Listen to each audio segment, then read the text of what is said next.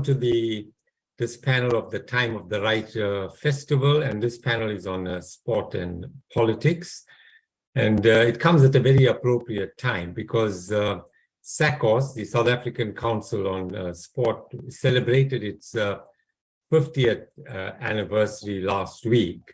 And in fact, this was commemorated by many sports clubs and schools across the country. I mean, for many of us growing up, SACOS formed a very important part of our history because despite the very limited resources, communities got involved to build, community sports institutions as well as forge an important community spirit. So it is appropriate then that we have two excellent books that in different ways examine this period of our history. And the idea here is not so much that we must nostalgically just simply look at the past, but also try to find ways, because I think we owe it to the young as well as the veterans that to make sure that their voices are heard and their histories are recorded. And we also need to try to perpetuate a mindset among people as to how they should go about documenting their history, especially the sports history. So the two books that we're going to be discussing today are Rugby Resistance and Politics by Dr. Buntu Siwisa, and the second is Saleem Badat's Tennis, Apartheid and Social Justice. I haven't given you the full titles, but you can get that. So I'm not going to say much about the books because that's going to be left to the authors to speak about the books.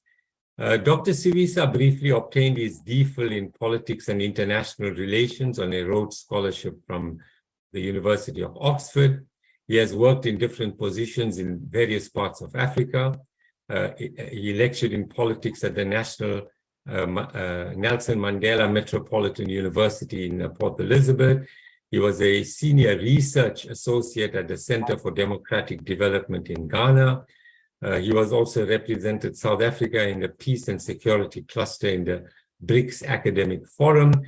He worked for Accord for a while, and at the time of writing this book, he was a research fellow at the Johannesburg Institute for Advanced Study.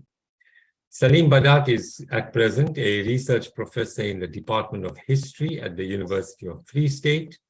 He was formerly the Vice Chancellor of Rhodes University.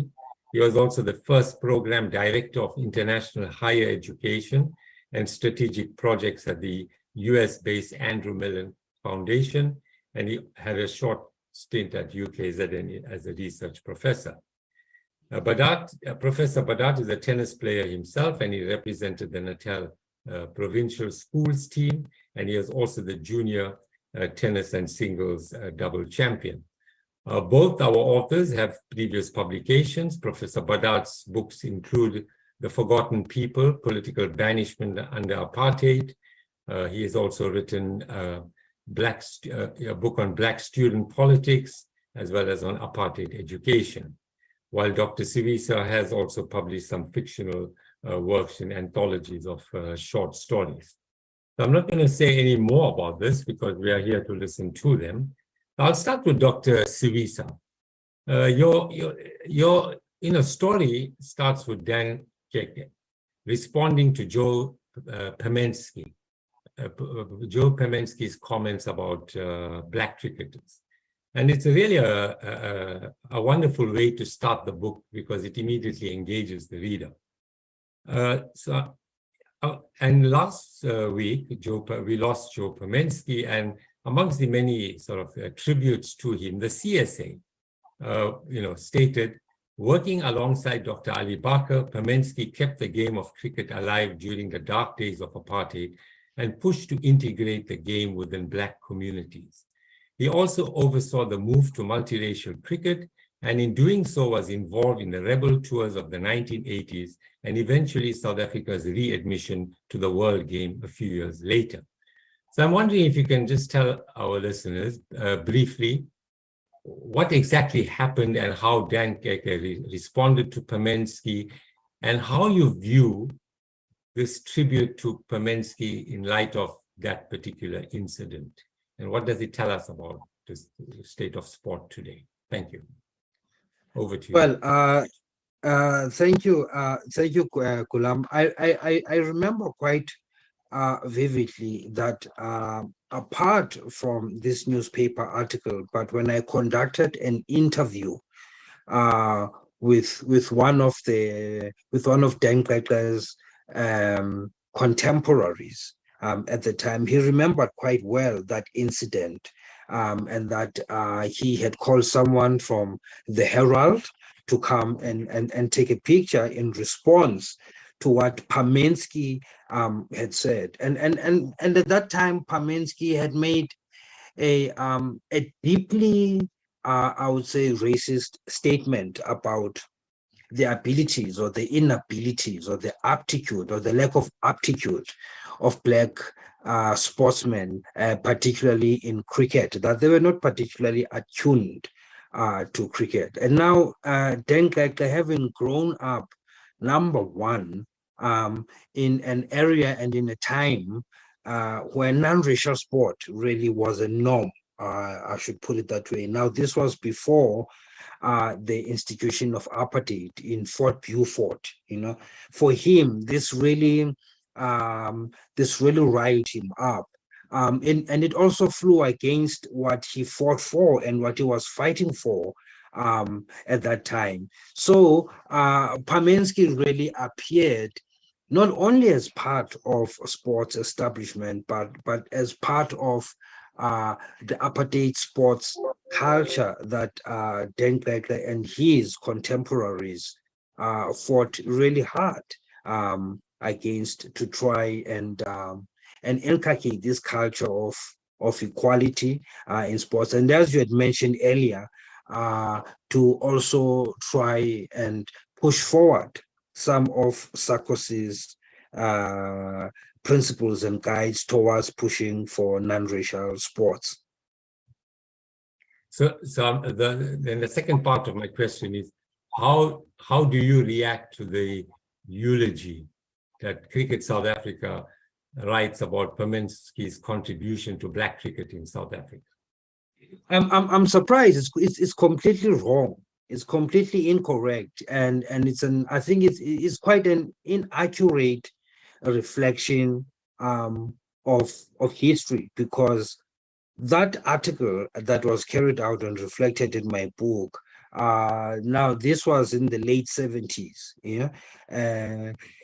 and so Pamensky is really regarded as part of the apartheid establishment sport. So I would say that reflection and that eulogy is an incorrect reflection of his historical contribution to South African sports.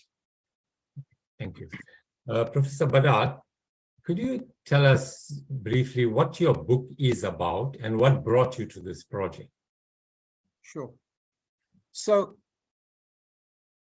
over the years, I've been hearing my very close friend, who was an outstanding tennis player and happened to be on the 1971 tour that I'm writing about.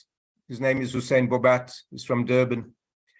And I have heard him reminiscing about the 71 tour and the possibilities that it would have opened up for him had he been able to become the first Black South African to play Junior Wimbledon. But alas, as the book documents, that was not to be because of an objection from the white racist South African Tennis Union. So this dream, this aspiration of gracing Junior Wimbledon, and who knows where he could have gone from there, because there would have been possibilities of a tennis scholarship and so on. That dream did not materialize. And so that's the first real catalyst for this book, to really document what happened just about 50 years ago, very little known, and also to demonstrate the conditions under which this tour took place, the height of apartheid in early 70s. And by that time, the liberation was making a comeback, but it was really repressive conditions. And then together to document also the role that the International Lawn Tennis Federation and one particular General Secretary, Basil Ray, played in his exclusion from Wimbledon. So that's really the heart of the book, this incredible tour that happens in 71 with 6 of the most promising non-racial tennis players, the dynamics of that tour, the kind of issues that were raised, and the impact of that on the Black South Africans. One didn't come back from the tour, stayed in exile. 2 others left within about 5 to 7 years. And my friend stayed behind. But, you know, the incentive to really play tennis was gone within a few years. So that's what the book is all about. But if I can jump in about the kind of question you asked Ubuntu. So you would have heard me say on Tuesday night when we launched the book at Ike's about the fact that we did not have a sports TRC. And I think that was much needed, about the sport crimes that were committed. And we know crimes don't just get committed. They get committed by humans, by people. And I mentioned there that I think sports writers and sports authors who are part of the establishment in South Africa, even today, have a lot of accounting to do, because they are encouraging an amnesia in our society.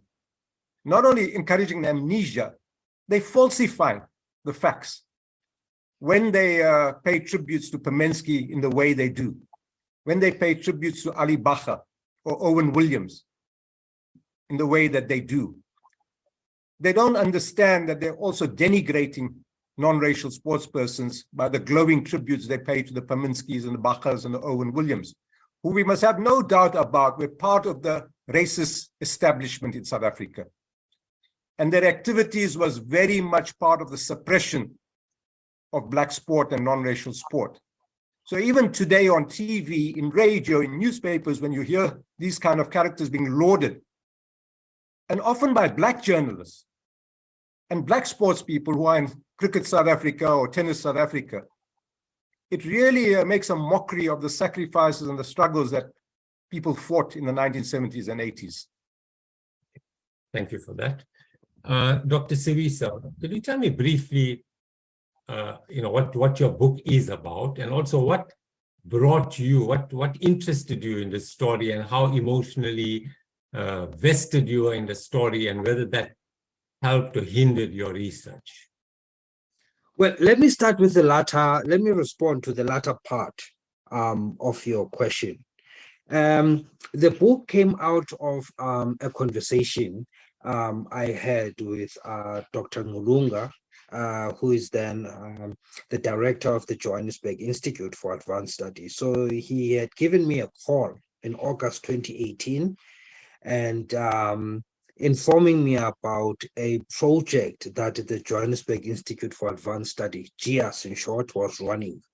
This was called, it's still running, it's called the African Biographies Project. So the objective of this project is to gather around a core of South African academics and to write about South African biographies, to write about leaders in South Africa from across the spectrum: sports, politics, music, culture, literature, who've brought us to this dispensation, freedom and democracy. And so we talked about these, and he had then mentioned that he needed someone to write about Z.K. Matthews, and within this program, this 3-year program. And so I was quite interested, but of course, there were all of these other qualifications academically, intellectually, that you have to have a particular angle, and that however well known the biographical interest in, it has to cover an area that hasn't been. You can't reinvent the bicycle. You can't write about something that's been written about, however interesting the biographical interest is. So I was really quite interested. And then he stopped me and said, look, I've heard about Dan Qeqe. I mean, he's quite amazing. How can a black man have a living black man at the height of apartheid have an entire stadium named after him? It doesn't happen, it's quite a mystery. And so having known Dan Qeqe as my grandfather's friend and contemporary and colleague in the KwaZulu Rugby Union, and having known him personally, but not that closely because of huge age difference. And having known of the impact that he had in Port Elizabethan culture and history and even architecture of the city. And I thought that I should write about him. But what really amazed me was that there was very little documented, recorded about Dan Qeqe. Even on the internet, there were about less than 20 internet hits on Dan Qeqe. And now this really dismayed me, and at the same time piqued my interest that how can someone who is more embedded in Port Elizabethan history than Kavuni Mbeki and Raymond Mhlaba and all of these other national heroes who hailed from Port Elizabeth, so that really piqued my my interest. Hence then I rushed headalong to research, and there was a host of information that I gathered about him. Some of it I haven't really used because there was so much, on Dan Qeqe, on non-racial sports, on black rugby in Port Elizabeth and in South Africa. There's so much. So that this is what the book really means to me, and it really means a lot in the sense that it's also an emphasis on the importance of local and regional histories and what local and regional histories tend to carry as social biographies or people's biographies of that particular locality, in comparison to the, I think, oversubscribed attention to the histories of national political leadership, I think, that we have currently even overwritten about. So what this book means to me, and I think, I hope it's some form of encouragement towards that that particular type of historiography, that South Africans should start focusing on their neighborhood histories, their local histories, and that those histories are as important as the so-called national histories. And your other part of the question? No, I was wondering whether your emotional investment in the story, whether that helped or hindered your work. No, it really helped. When I met Dan Qeqe, I was a kid, and as I said, he was my grandfather's contemporary, so he would come home and he would engage with my grandfather on various matters that I was not really interested in at that time because I was a kid. And the KwaZulu Rugby Union, it was so embedded as part of the community to the extent that when I was growing up, I thought that WARO, that is the acronym for the KwaZulu Rugby Union, that was the full name. I thought it was the full name. I didn't think that it was an acronym, That was how part of the furniture, the community's furniture, it was. So I am emotionally invested in the book in that way. But what really also fascinates me about the book is that I did not leave, the way they talk about how rugby had been so part of the community. Even before. Can I ask you to hold your thought there, because I got a question. I'm going to ask you about that just now. Okay. Professor Badat, can you tell me briefly, in comparison, what was your approach to writing the story, aside from, whether it was social history or people's history, or what was your approach? But also, how did you balance wanting to tell the story of tennis and the broader context in which the political, economic, social, so that one does not overwhelm the other? How did you balance that out? Sure. So like Buntu, I think too much of our history and our biographies are focused on economic and political elites. And so, as I said again last Tuesday, I was very moved by the idea of everyday histories that Njubulo Ndebele speaks about surfacing the stories of peoples whose voices are suppressed, ignored, marginalized, and so on. How did ordinary people go about their lives and their love and so on under apartheid? Because as Hira Diraj, one of the 71 tour players, says, get the story out. We did play tennis, some of us were pretty good, and who knows what we could have become if we were given the opportunities and so on. So less the kind of focus on elites and more everyday histories of how people went about and the sacrifices they made and so on. So I think that's to be encouraged in every area of life. Let's start to hear about the triumphs and the tribulations, the struggles, and the victories and successes of ordinary people.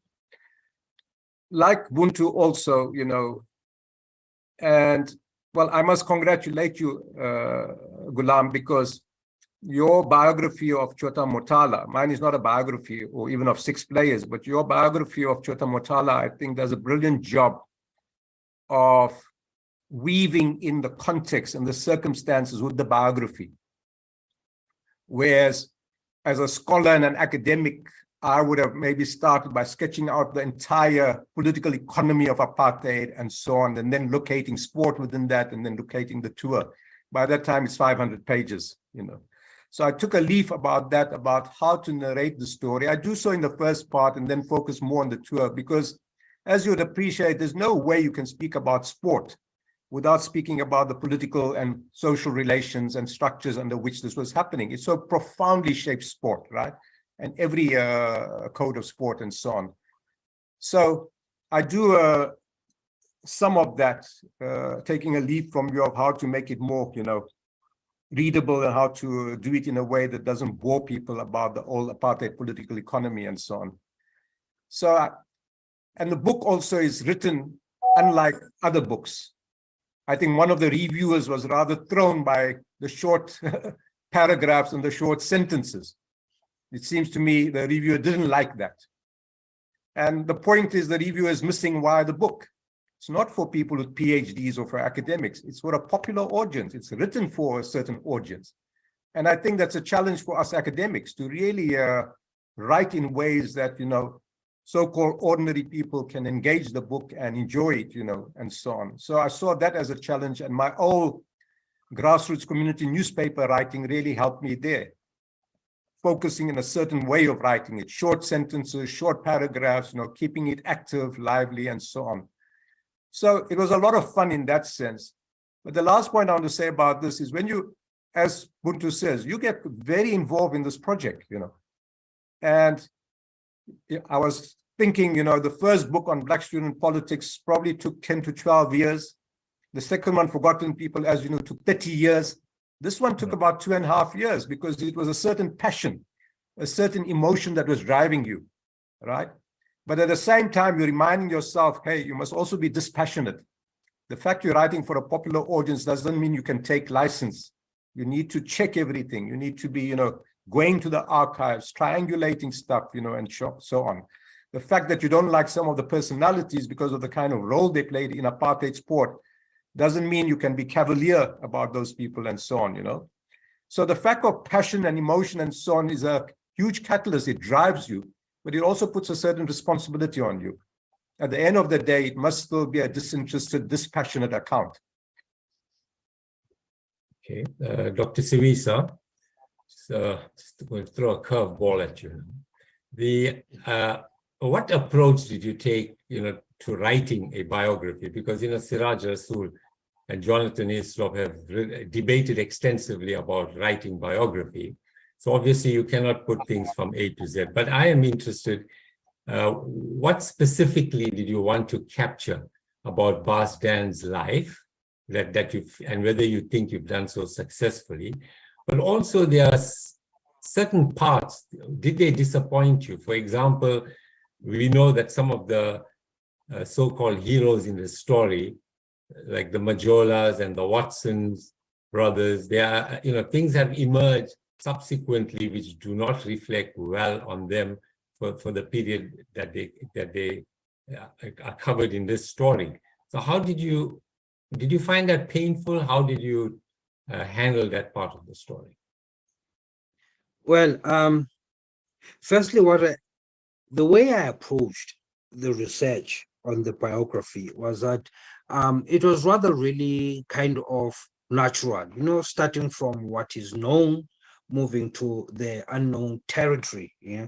So there were a whole lot of variables that were jumping up to me, jumping up and down, trying to pin together all of these different stories about Dan Qeqe and non-racial sports, the history of Black rugby, and you had a limited time frame, and so you had to juggle all of these things around. So you have to, as Professor Saleem Badat said, use some sense triangulation, because some of the stories or some of the aspects in the research that come out have become, I would say, pseudo folklore in our townships, and so there's a certain sense of academic rigor and a certain sense of sensitive academic rigor that you have to apply in order to take out the truth as much as possible from some of these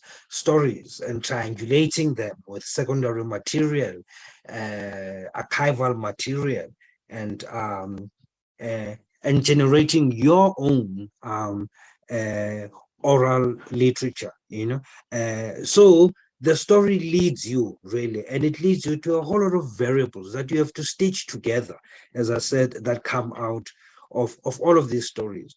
And the tricky part is that the story, naturally, you realize that the story of Dan Qeqe, whether you like it or not, it is a social biography, because there is no way that you can talk about Dan Qeqe without talking about some of the social and political and economic histories of Port Elizabeth. And there is no way that you can talk about the history of Port Elizabeth without mentioning Dan Qeqe and some of his contemporaries. What disappointed me about, I wouldn't say really disappointed me, I would say that what I discovered about and the way that it is written about is that in history, and particular in what I would call pseudo-folklore, or what has become pseudo-folklore history in our townships, you have certain characters who are either painted as heroes or villains. Heroes or villains due to the dichotomies of anti-apartheid versus anti-apartheid political mobilization. And you have to be careful with that, because they may appear as truths, but when you dig down and do your research and go deeper into oral literature and do your archival research, you'll find that it doesn't appear like that. There is no clear-cut villain compared to lionized heroes. There's a certain sense of incestuousness of some of these political elites before the politicization of sport in 1956 and after. So it is rather the imposition of political labels post-1956 that created heroes and villains. But before that, you had a whole lot of characters playing different roles or playing the same roles within the same institutions that we may regard as collaborationist state apartheid bodies. And it is rather the institutionalization and politicization of sports that created the impression that these are now stooges, these are now heroes.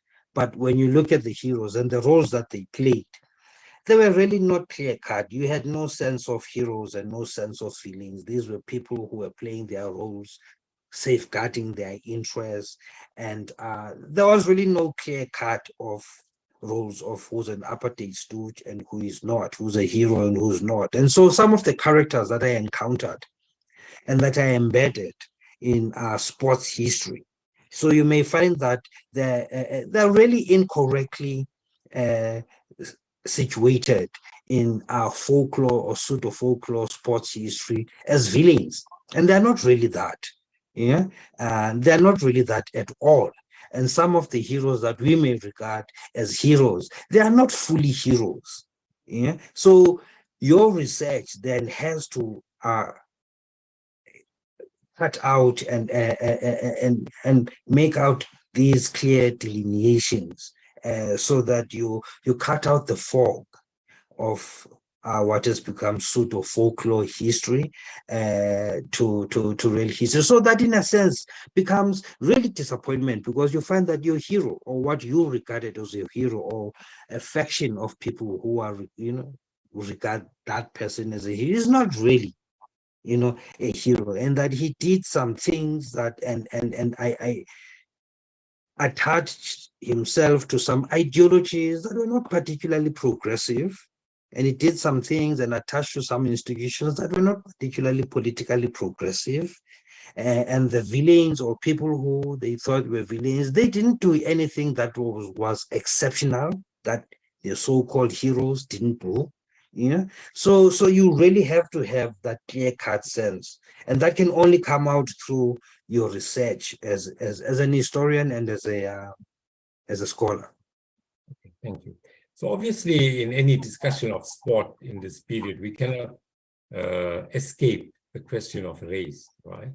But Professor Badat, what emerges also in your story is that race is not just a simple dichotomy between black and white, but that, even in sport, it's very much the situation of looking at relations between, say, for example, African, Indian, and the so-called colored. So in the case of tennis and even football, it appears that the African associations chose to go their own path. So why do you think they did so, and what were the long-term consequences? So when it comes to rugby, I will ask Dr. Siwisa to respond next. But for tennis and perhaps even football, do you have any thoughts on that? Yeah. So I think what Buntu was saying, what Dr. Siwisa was saying about heroes and heroines, and, it reminded one about Mandela, that I'm not a saint, I might have just sinned less, I think people were navigating very different conditions and complex situations. I'm reminded by a story that was told to me by a very well-known underground cadre who's called Christmas Tinto. We were all sitting at Victor Verster prison in late 85 under state of emergency regulations. We were together there for a long time. And he was telling us that he came under a lot of criticism for playing soccer under the old NPSL and those leagues. And here he was a well-known ANC militant, had served time on Robben Island. He was well-known in the community. And he said, the difference, Saleem, between me and other people is that whenever I took a team across the border to Swaziland, half the team never came back, right? So you can see how he was combining his political and underground work and recruiting from Konto Sizwe and so on, and the football. Now, if you judge him only on the football, then he's on the wrong side. He's playing essentially African soccer. But his political work, he's using that as a cover also to take people out of the country. So I think, these complexities, you have to really get to them and, reveal them, because they're, as I think Dr. Siwisa says beautifully, they're, even those who come out as heroes are also flawed sometimes when you look at certain aspects and so on. So what comes out very nicely with the tennis book is that during the 1950s, for much of the time, you had African tennis, Indian tennis, colored tennis, and white tennis. The famous David Samar, who lots of people rightly speak about, for a long time played colored tennis. My uncle, who was a local champion in Durban, played Indian tennis. So non-racial tennis only starts in the 1960s, right? And unfortunately, when those unification talks happen, the African Union stayed out of the non-racial tennis, and so perhaps imagined that its fortunes would be better served by linking up with the racist white union. Even though the racist white union would not accept them as members, they could not play at white clubs, they could not enter white suburbs, and so on. And essentially, they were promised all kinds of inducements, tennis courts, development activities, equipment, and all that. So what also comes out during this period, I think, Goolam, is that it's a question of leadership too. A union can become dominated, captured by a certain faction, which takes the union in a certain direction.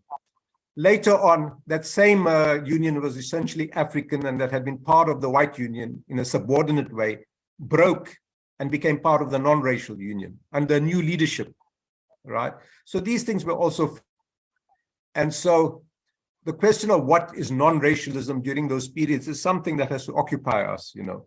For example, I argue the fact of the 71 tour, there were no African players in that. And I critique that. I think they fall into a trap of meritocracy when they should have known better. I think symbolically it was very important to have had African South Africans on that tour. And women, I also critique them for that. The question of not just race, but patriarchy also, right?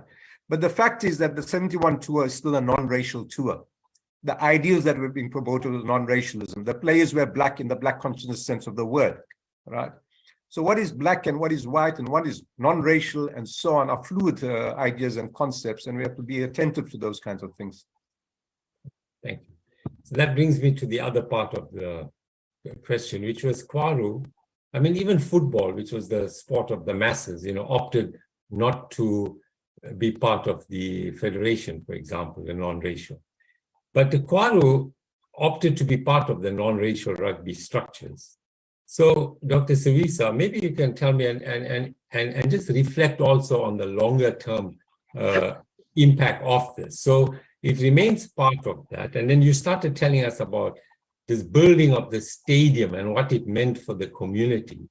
And that brings me to the post-apartheid period as well, because if you really critically look at, you know, the so-called transformation in sport, I would argue that football, soccer, yes, the majority of players are black, right? But has it really been a success in terms of producing high caliber international standard players? Because that is what we expect of the rugby union and the cricket union and the tennis federation, that they must produce players that are competitive internationally. So we, as South African soccer, we struggle against, you know, despite having the most amount of resources and money, we struggle to compete on the African continent. So is that a success? Cricket, it's a perennial struggle to produce, you know, top-notch black players. But yet, rugby appears to be relatively successful in this endeavor. And a lot of the players are produced from this part of the country. So I'm just wondering why is that the case? What has been the role of the rugby stadium in the life of this community? Or do you have any thoughts about that? Well, on Kwaru first, Kwaru really snowballed into politics and into anti-apartheid political mobilization.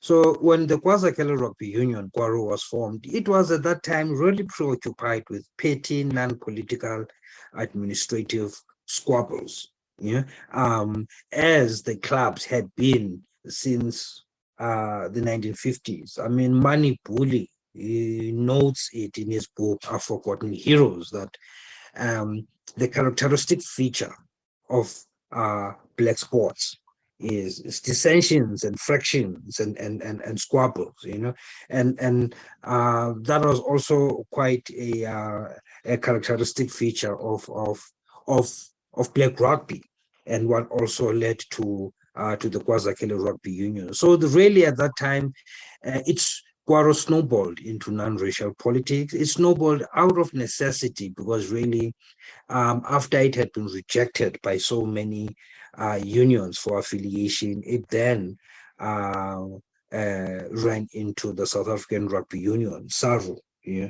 And then from then on, Kwaru then developed in non-racial sport. And I think it developed into non-racial sport because some of its leading personalities had already been conscientized at the periphery on non-racial sport, particularly by Western Cape rugby unions. Yeah. So then, hence back to Professor Badat's concern that we should really examine, you know, what type of how sports was before non-racialism in the mid-60s, how was sport and the level of conscientization, yeah, so that is my answer to that. And secondly, I think there is a huge element in our sports historiography that we need to cover, and that is on the unity process and the consequences of the unity process then, and what the unity process, the consequences of that in terms of how sports structures and sports institutions, Black sports structures and institutions look now, and how that has impacted. I wanted to write about it as much as I wanted to write about circles and sports diplomacy. But of course, I didn't have much space, and I hope other researchers would take these elements, because they really constitute books on their own. And so unity is an area that we really need to look at, and how that unity has structured the kind of sports institutions and structures and Black sportsmen that we have now. There was a lot of lament on how the unity processes had thinned out the Black club rugby scene, and that really what we see now as a relatively healthy Black rugby sector is not necessarily a process that has come out of the unity process, but developmental processes that try to rectify the damages of unity processes and unity negotiations. I can't say much about tennis and sports, but I know that they are also reflected, for instance, on SACCO's history. There's a lot of material that I collected in that, and how institutions such as SACCO's really struggle with their puritanical double standards policy to try and rein in sports codes such as tennis, for instance. So what I'm trying to say is that the post-apartheid sports dispensation has two elements on how it was shaped by the unity processes, and how the developmental processes after that tried to rectify the damages of the unity processes. Okay, just a quick question. So is there anything about this area that you also grew up in that lends itself to producing some of our greatest Black rugby players? Is there anything that you can think of, as opposed to other parts of the country? That helped? Yes, that's some history of this area and rugby. So and you have any thoughts on that? If not, it's okay. I think really it's really how rugby, let me talk about rugby, how rugby really has been embedded in Blackness and in Black communities.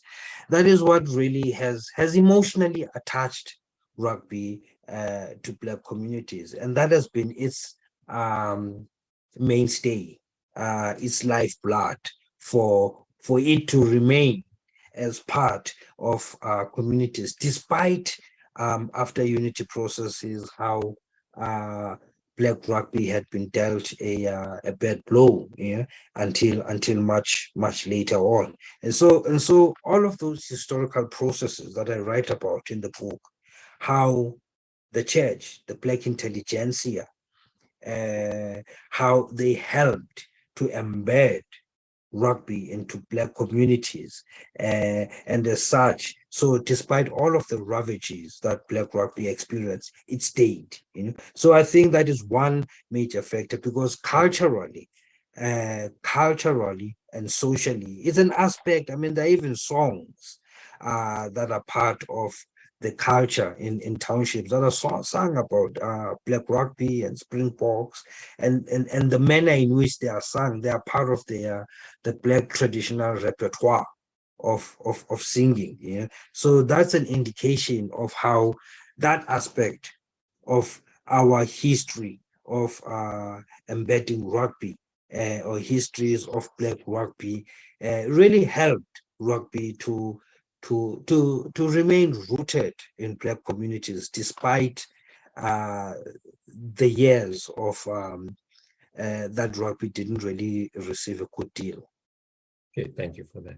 So, Professor Badat, how will you evaluate SACOS's role in South African sport? We heard Dr. Siwisa speak about, the rallying slogan, no normal sport in an abnormal society. And I think we may all concur we still live in an abnormal society. But then you also had the double standards resolution. So on the one hand, they had a principled, it was a very powerful principled commitment to non-racialism.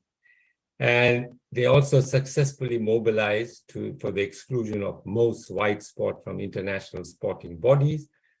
But the 1980s, you would see, for example, African soccer thriving, being on television and going, the support base and popularity increasing, while the federation went downhill where, they couldn't even raise a couple of $100 in sponsorship. So it decimated the game. At the same time, the double standards resolution meant that even cricket, people lost interest in cricket because the fields, the standard of play, everything was so poor. So by the time you get to 1990 and there's this process of unity talks about to take place, there was the already disparity in black and white sport was far greater in 1990 than it had been, say, in 1980. So do you think that there's anything SACOS could have done differently, or that they were right to stick the route they took? Look, again, sports and politics are implicated and shape each other in profound ways. And therefore, I think if we are going to have a 50th anniversary of SACOS, and if we are going to have a colloquium, and I'm not aware of a book that has been written on SACOS dispassionately, I think that's long overdue if we think history can teach us anything, not just for its own sake, right? So I think overall, I'd be surprised if we don't judge SACOS very positively. That was a very powerful slogan, and you're absolutely right. In some senses, that slogan remains today. We're still an abnormal society, and you can see it in our sports and who plays sports and what kinds of sports and so on, right? So I think the overall judgment would be positive. It was the kind of liberation arm on the sports fields and so on, and it played an important role. But there was also politics in sports, and not everyone came from the same political traditions. In the Western Cape especially, it was dominated by unity movement people, right? In other areas, it was dominated by ANC-linked or even PAC-linked people and so on. And that played itself out also. So I think what I would really welcome, is a very dispassionate engagement across ideologies and politics. And this is within the progressive politics around the double standards approach, about the unity talks and whether the strategies were correct or incorrect. The double standards, some people have spoken about and said that sometimes that was a reflection that administrators who were often middle class, coming from a particular national group, coming from a certain part of the country, right, didn't fully understand conditions in African areas, for example, and the lack of facilities and so on, right? And so, whether there was sufficiently space for engagement around strategies and tactics, around questions of access that were being debated within the Congress movement and so on, the unity movement people tended to have a much more harder line around those kinds of issues, which sometimes ruled you out of mobilizing, mass mobilization, mass organization, and so on, right? And you saw the implications of that on the political front, vis-a-vis the UDF, for example, and the new unity movement and so on. And then the actual unity talk itself, and what happened, what the strategies were, what the tactics were.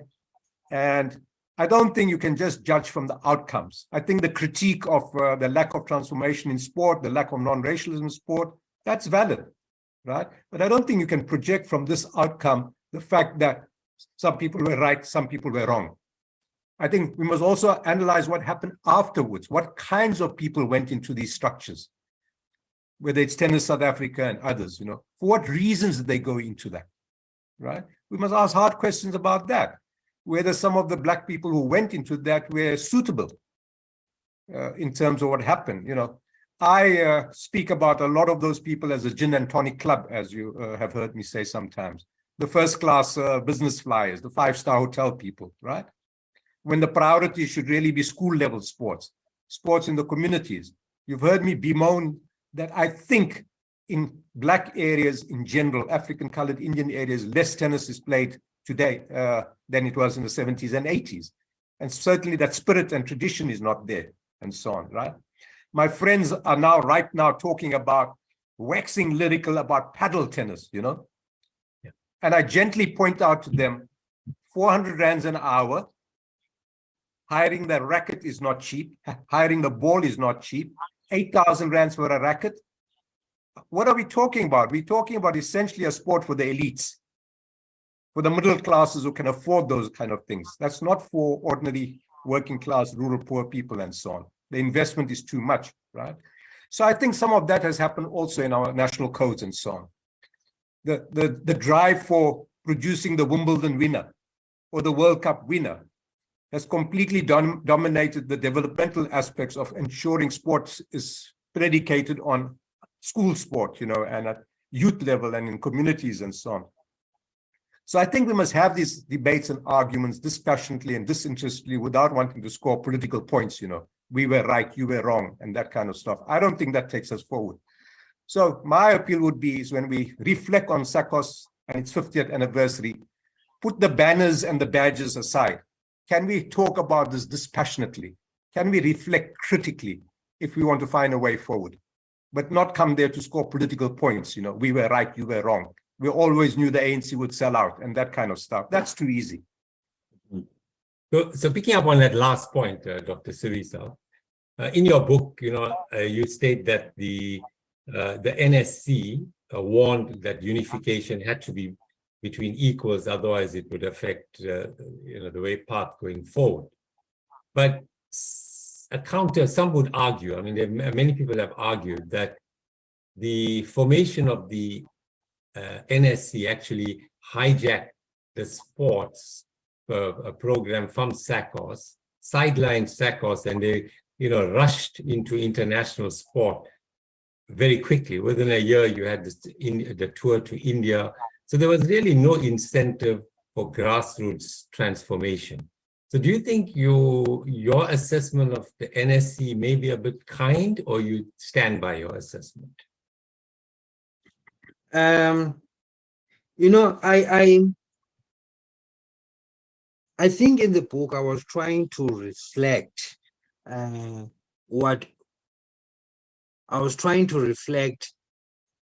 the approach that kind of won the day, and the approach that a lot of people like Dan Qeqe and a lot of contemporaries or his contemporaries flowed with.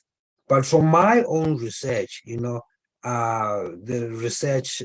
archival research that I undertook at the National Heritage and Cultural Studies at the University of Fort Hare and at the Maibuya Center, there's a huge trove of archival material on SACOS history, and I tried to write a chapter on SACOS history, but it didn't really fit for the book when it came to the editorial process. So there's a whole material. A couple of books could come out of it, and from NAHEX as well. There's really a reflection, as you point out, Goolam, of how SACOS was hijacked. How SACOS was hijacked by NSC, but at the same time, the foolishness, if I may point it that way, of how SACOS stuck to its hardline puritanically stances, and how that facilitated its move. So it's a very sad lament when you read some of these correspondence at these archival centers, and of how gradually you see circles fading out and being replaced or kicked out by the NSC, and at the end you hear this from the archival correspondence. You hear this whine, this cry, of like when an animal is being kicked out of a house, and it's the last cry of that animal, and you don't hear it any longer. So these are the kind of reflections that you see in the archival correspondence, and that should be reflected, but you should also reflect it in a very independent way. That is why I say that there was a sense of, from my reading, a sense of foolishness, of foolishness that is reflected to a rigid attachment to an ideological stance, and not reading the political moment and the political context at the time that called for the transition, however immature it was. So I think there's still a great deal of research, and there's material on that. There's rich material on that. I still have some of the material that I carried out from the fieldwork research, that needs to be reflected. And so yes, those are my views. I think the two of you would be perfect to write the next book on that. But my last question, because I think we just have 2 minutes left. But given the hyper-commercialized nature of sports today, right? So one of our cricket players, for example, could sign for 6 weeks for the IPL and earn 15 million or something like that. So there's no real need for players to be attached to the national team any longer. So it's very limited in terms of what the national federations and teams can do to control these players. So given that, what steps can or should we take to bring about racial redress in sport today? If each of you can just reflect on that for about a minute or so, because we're out of time. Starting with you, Professor Badat. So my own sense would be, I think it'd be a very sad situation if people simply chase money in the IPL and see no honor in representing their country. I mean, that would be really sad, right? But at the same time, I think that unless a major part of our tennis and rugby and soccer coordinating bodies start to prioritize grassroots development of sports, we're not going to have a flowering of our kids and our youth and so on, So, and by that I mean school sports, facilities at our schools. I mean, you and I know that the schools that we went to like 30 or 40 years ago are possibly worse off in terms of sport today than they were before, right? In terms of conditions and so on. So for me, it's really got to start at grassroots level in communities like Kwaru did, in schools and so on, as a platform. And then I do understand, this clamor for producing the next Wimbledon champion and producing, outstanding world-class sports person. I don't think the two are irreconcilable, but I think it's a matter of priorities that we need to set as a developing democracy. Okay. Dr. Siwisa, 1 minute. Do you have any thoughts on this? No, really, I think that we should first re-embed sports in our communities, in Black townships and in the rural area, because what we see now compared to, for instance, the kind of schools that I attended, there's no sense of playing sport for the sake of sports over the weekends and during weekdays. There seems to be rather a preoccupation of reaching professional sports as soon as possible without any layer at the community level where sports is played and as a culture, as a selection point, but also as a culture. So really, as Professor Badat has pointed out, we need to go back to the grassroots level, and not only as a recruitment center, but to re-establish that sense of sport being part of the social fabric of our communities, which no longer exists now. Okay, thank you for that. I think both books, I hope the listeners and the public, wider public, will get hold of these books because they deal with the similar issues in very different way, and both are absolutely brilliant, to read. And I learned a lot from this. And I think the takeaway with your last comments is that the elite transformation of sport in the post-apartheid period has been detrimental, where the best sports, youngsters are taken and put into the former white private schools, and that has been detrimental to the development of sport at the community level, which would have the potential to produce these international stars. That's true. And with that, we'll stop there. Thank you very, very much for a very engaging Thank you. session. Thank you. Thank you, Goolam. Thank you, Prof. Badat. Yes, sure. Thanks.